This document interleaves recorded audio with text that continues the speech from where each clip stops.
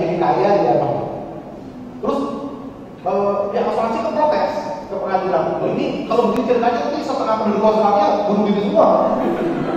Ya enak, dapat hidup kok jadi nggak usah ngarapin bidadari di akhir di polis asuransi begitu kan. Maka digotak ke pengadilan di Australia. Baru berlaku polis asuransinya kalau kamu bunuh diri setelah setahun lebih, jadi bulan ke-13. Jadi kalau selama dalam periode 12 bulan kamu bunuh diri, nggak laku di polis asuransi. Makanya saya ditanya begitu.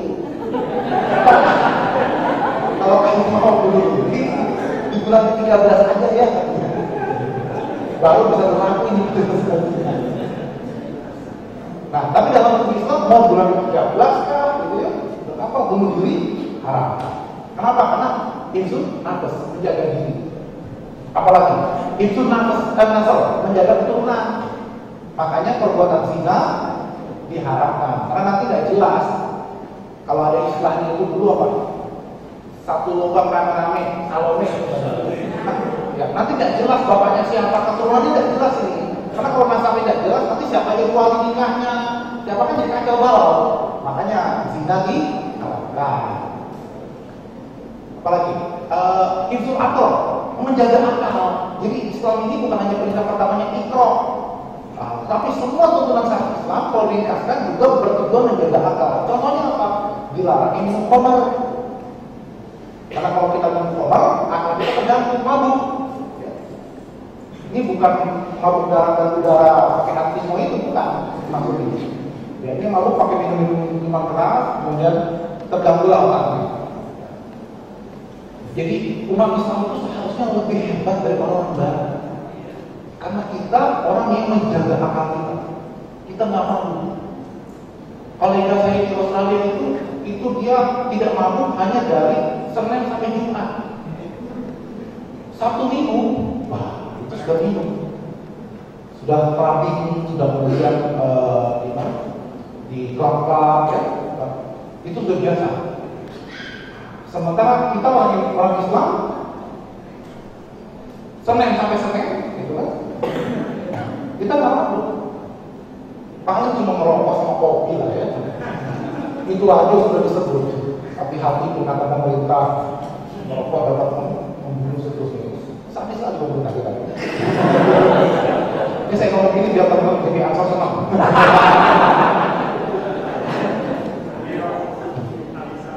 Al-Hisab Allah. Terus terakhir hifdzul mal, menjaga harta.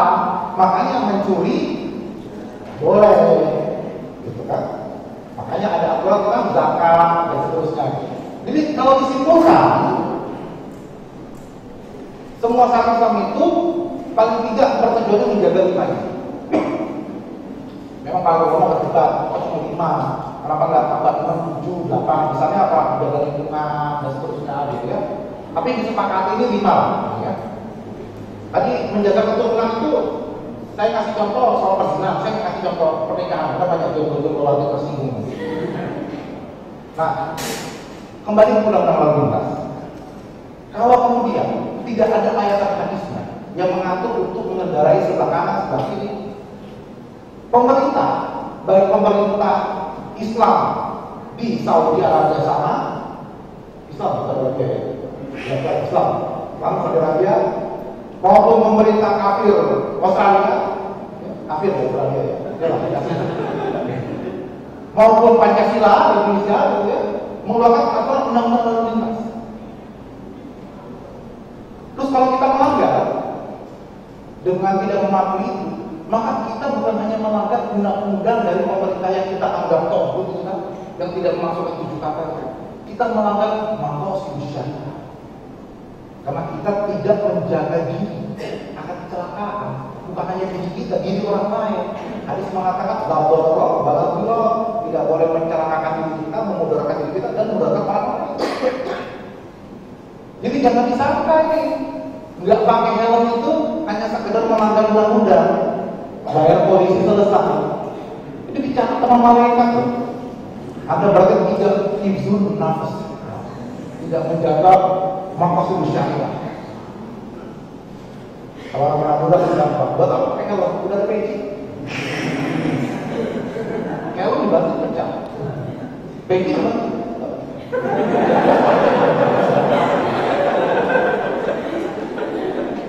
Orang Madura tuh luar biasa. Cara logikanya itu. Ini Madura. Ada lagi orang Madura itu dia naik moge. Dia naik moge, ngebut kan? Masuk kampung. Dia ada orang lewat, dia tanya, udah pernah naik moge? Ketemu lagi kan, udah pernah naik moge? Sombong banget ini orang. Baru naik moge aja. Terus nabrak lah dia jatuh. Terus orang bilang kasar itu. Udah sombong sih.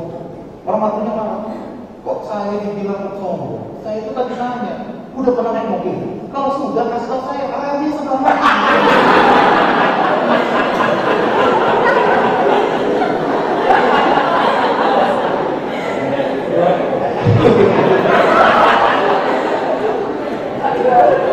Yang maaf lo mau belakang. Kira-kira saya ketinggalan lagi.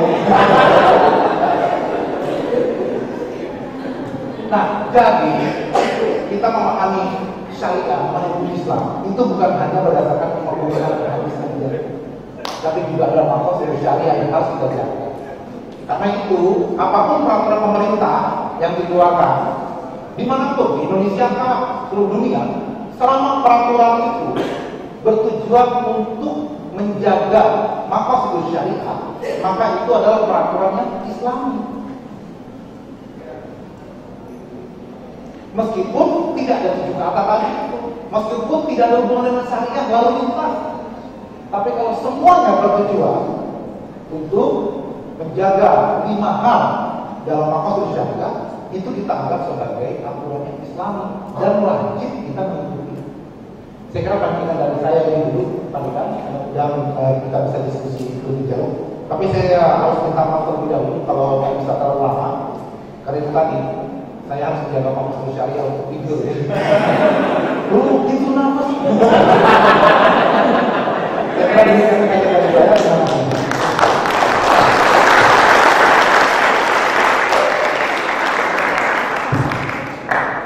Alhamdulillah, ternyata beliau bukan hanya mengantarkan, sebenarnya yang terbayang di benak saya sebelumnya adalah memperspektifi negara Islam ataupun hukum Islam itu inbox ya.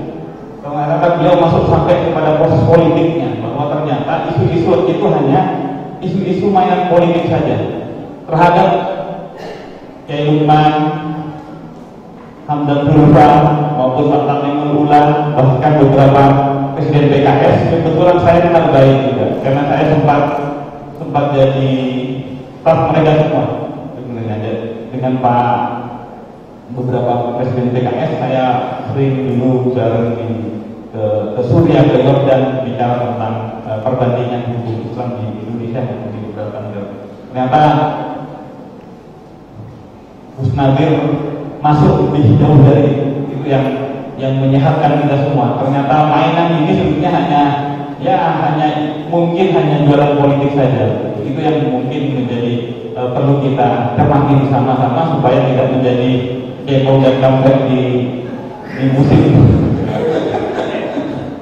Oke, saya kira saya tidak ingin berbanyak lebar karena ini adalah punya rakyat. Sekarang rakyatlah yang berkuasa itu.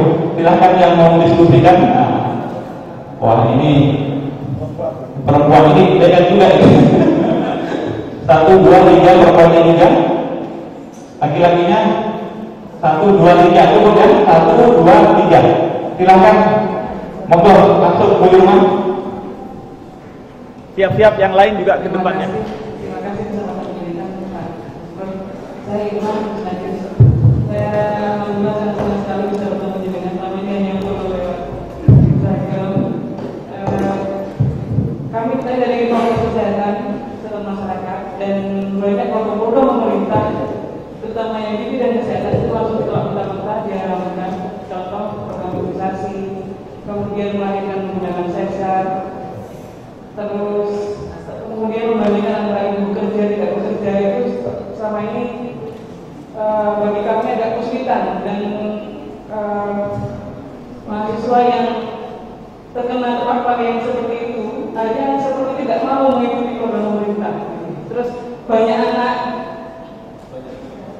KB dengan banyak anak mohon arahannya supaya kami nanti menyampaikan kepada mahasiswa kami logika berpikirnya sehingga lebih jelas lagi. Terima kasih. Silakan yang lain, nomor 2. Assalamualaikum warahmatullahi wabarakatuh. Perkenalkan, nama saya Livia Berdoaiki. Saya salah satu penggemar Gus di Twitter.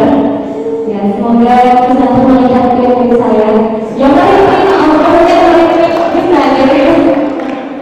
Ya, terima kasih atas waktunya kepada moderator. Pertanyaan ini sebenarnya bukan mengenai pertanyaan saya. Jadi ini adalah pertanyaan diskusi antara saya dengan rekan saya. Beliau saat ini, beliau juga penggemar Gus Nadir, sangat penggemar Gus Nadir. Saat ini sedang riset di Jerman, juga staf dari Fakultas Hukum. Pertanyaannya begini, bagaimana Gus Nadir menginterpretasikan makna al-mukminin dalam piagam Madinah yang dalam literatur kajian hukum dan agama tampak menimbulkan perbedaan interpretasi? Apakah menginterpretasikan Islam al-muslimin sekaligus atau mereka yang termasuk beragama Yahudi dan Pagan? Dalam artikel-artikel atau pasal-pasal piagam tersebut tampak ada istilah Yahudi selain dari istilah al-mukminin dan al-muslimin yang kemudian menjadi alasan keeksklusifan Islam bagi pengusung ide negara Islam. Itu pertanyaannya. Terima kasih. Wassalamualaikum warahmatullahi wabarakatuh. Yang ketiga, satu lagi tadi belakang.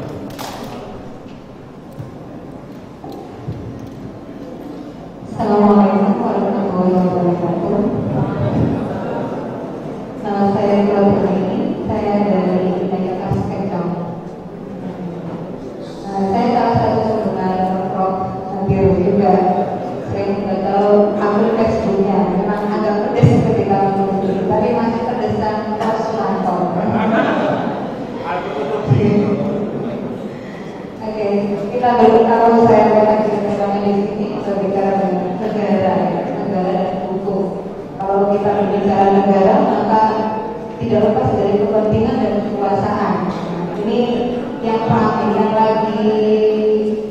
lagi ramai itu tentang Islamisasi. Kalau saya membahasakan dengan Islamisasi, sesuatu merasa dirinya Islam bertakbir, tapi salah tempat, itu menurut saya Islamisasi. Terus yang mengatakan bahwa marilah mau dibakar, itu menurut Islamisasi. Kalau tempatnya bukan Islami, menurut saya Islamisasi. Nah ini ketika pada zaman itu, ini kan juga tidak lepas kalau kita lihat masa kampanye menjelang presiden baik digunakan oleh mungkin salah satu pihak gitu ya. Saya tidak akan menyebutkan, bahkan yang bukan kiai, yang bukan calon bukan kiai sudah diproklamirkan menjadi bukan kiai lalu begitu. Itu sudah menjadi naif banget gitu ketika berbicara negara dan berbicara kepentingan dan kekuasaan. Saya ingin pendapat dari Prof. Nadir itu mengkritisi. Kalau saya membaca di Facebook mungkin sekarang secara tatap muka mungkin bisa diungkapkan bagaimana meminimalisir orang-orang yang seperti itu. Bahkan konflik tidak hanya di atas, bahkan konflik tentang politik yang dibawa politik Islamisasi ini sudah merambah ke bawah. Itu sangat signifikan, bahkan bisa memperpecah umat itu. Itu saja saya hanya ingin pendapat Prof. Nadir tentang itu. Oke, terima kasih. Selanjutnya yang terakhir. Assalamualaikum Bro. Nama saya Bro. Sehari saya mengajar bahasa Inggris di SMA. Alhamdulillah untuk IEKN jilid 1 sudah selesai saya baca, dan jilid 2 lagi ini halaman 300. Yang ingin saya tanyakan adalah demokrasi Indonesia itu sebenarnya beribadah ke siapa? Kan kalau kita ini buku saya Pak, ada di tulisannya. Ada. Oh, dia yang kayak beli buku saat ini. Saya lupa promosikan gitu.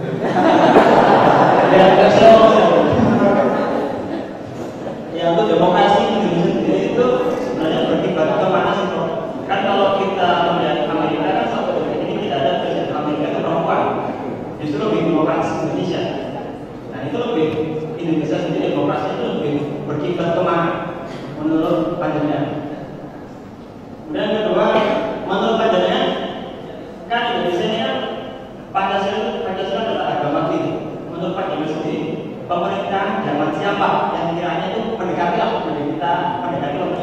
akan kasih naik gitu.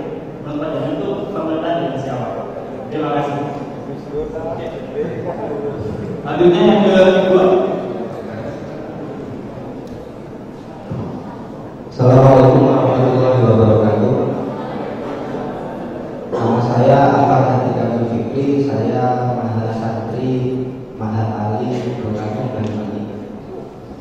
Tadi ada mbak-mbak yang ngaku penggemar Gus Nadir di Twitter.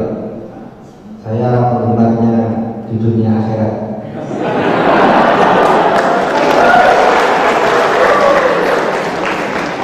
Jauh dari Jakarta ke sini cuma dari Banyuwangi ke sini cuma mau lihat Gus Nadir aja. Satu orang satu tanya dua boleh? Pertanyaan pertama tentang kata-kata khilafah atau khalifah.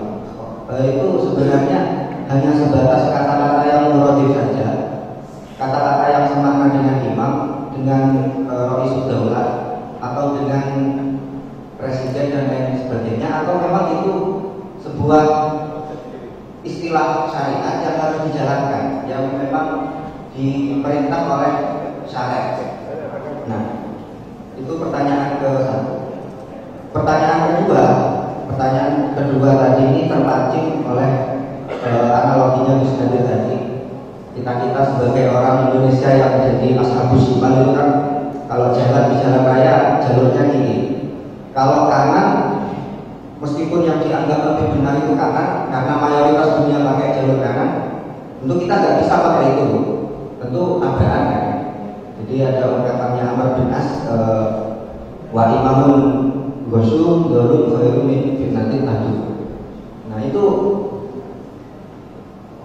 kan kita ada sebagian persoalan-persoalan, meskipun Indonesia sudah menjalankan makosidul khomsah di dalam Gus Nadir, tetapi tetap saja ada sebagian persoalan-persoalan yang secara syariat tidak mungkin diselesaikan lewat itu saja. Misalnya dalam persoalan perceraian misalnya, ada suami istri mentolak istrinya di kamar, jatuh satu tolak. Nah, setelah itu dilemanya itu kan ada aturan, kalau aturan negara kalau mau cerai harus dapat surat merah dulu dari pengadilan. Nah, setelah berbelit-belit di pengadilan, di mediasi dan lain sebagainya, akhirnya enggak jadi cerai. Padahal idahnya sudah habis, sudah melewati salah satu tahun, masa tinggal sekian. Kita ikut salah satu mazhab saja, mazhab Imam Syafi'i. Nah, akhirnya si wanita ini saking awamnya dia sudah merasa rujuk sama suaminya. Padahal kalau dari perspektif agama kita kan tidak ada. Kalau mau rujuk harus terima surat merah. Rujuk ya tidak rujuk saja. Yang penting belum melewati masa idah. Mungkin itu saja jawabannya itu dari saya. Terima kasih.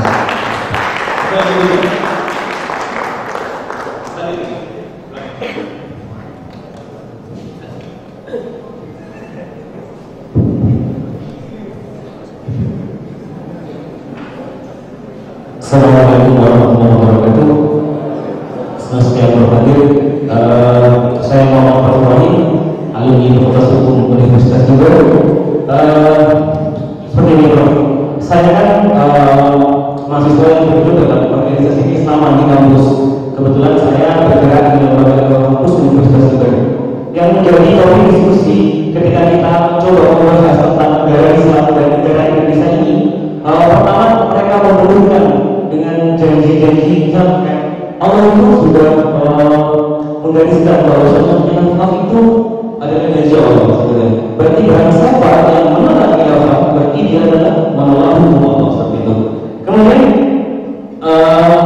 mereka juga menyerang tentang hukum-hukum posibilitas. Misal, di mana sih seharusnya dalam Al-Quran itu kan maksudnya dalam syariat Islam, kalau orang yang mencuri harus dipotong tangannya, terus kalau orang yang membunuh harus juga dibunuh dan sebagainya, bro. Jadi saya katakan Indonesia ini diposisikan sebagai negara